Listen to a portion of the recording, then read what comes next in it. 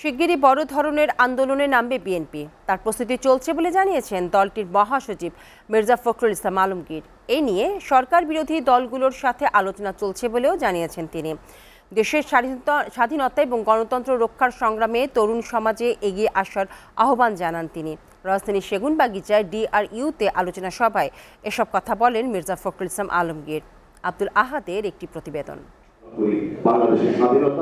Dhaka reporters ইউনিটিতে বাংলাদেশ বিপ্লবী workers party এ মতবিনিময় সভার আয়োজন করে। আমরা সেই বাংলাদেশটাতে অবস্থান করছি যেখানে বিপ্লবী ওয়ার্কার্স পার্টি তাদের বিগত ২০ বছরের দীর্ঘ সময় অতিবাহিত করেছে ফ্যাসিস্ট হাসিনা বিরোধী আন্দোলনে।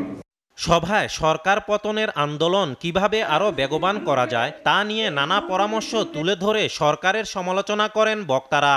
কেবল আবেগের ভিত্তিতে কথা বললে চলবে না, রাজপথে লড়াই যেমন করবেন তেমনি খেয়াল করবেন যাদের মাধ্যমে যেসব দিয়ে যে শক্তি দিয়ে এই অপশক্তিকে নিরপেক্ষ করা যায় কিংবা পরাজিত করা যায়, সেই শক্তিগুলোর সঙ্গেও আমাদের সেই ধরনের সমঝোতা লাগবে, সেই ধরনের আমাদের বোঝাপড়া লাগবে। গণতন্ত্র পুনরুদ্ধার, গণ অভ্যুত্থানের সব ধরনের উপাদান বিদ্যমান, আপনারা চেয়ে দেখেন বিদ্যমান। এখন দরকার গণজাগরণ। গণজাগরণ এমনি এমনি হয় না, রাজনৈতিক দলগুলোই কাজ করে।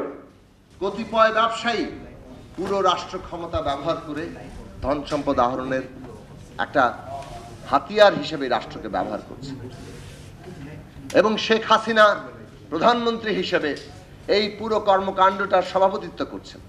বিএনপি মহাসচিব জানান, সরকার বিরোধী দলগুলোর সাথে ঐক্যবদ্ধভাবে দুর্বার আন্দোলন গড়ে তোলা হবে। আমরা বিভিন্ন রাজনৈতিক দলগুলোকে এক একজন একটা চিন্তার আছে, বিভিন্নভাবে কেউ বাম চিন্তা, কেউ ডান চিন্তা, অতি বাম চিন্তা, সবগুলোকে মিলিয়ে কিন্তু আমরা একটা আন্দোলনে একমত হয়েছি এবং সেই আন্দোলন আমরা শুরু করেছিলাম। সেই আন্দোলন আমাদের এখনো চলছে এবং সেই আন্দোলন নিঃসন্দেহে আরো বেগবান হবে অতি শীঘ্র।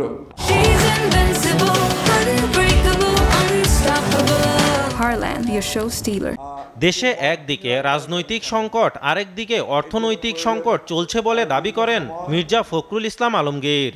যে অর্থনীতি তারা এগিয়ে নিতে চলেছে এটা দেশের ধ্বংস ছাড়া কিছু বয়ে আনবে না। রাজনৈতিক যে কাঠামো সেটাকে ধ্বংস করেছে, অন্যদিকে অর্থনৈতিক কাঠামোটাকে ধ্বংস করেছে। যে অস্থির যুবকেরা শোনো, হতাশাই শেষ কথা নয়, যেন প্রতি রজনীর পরে হবে নতুন সূর্যোদয়। আব্দুল আহাদ, এসএটিভি, ঢাকা।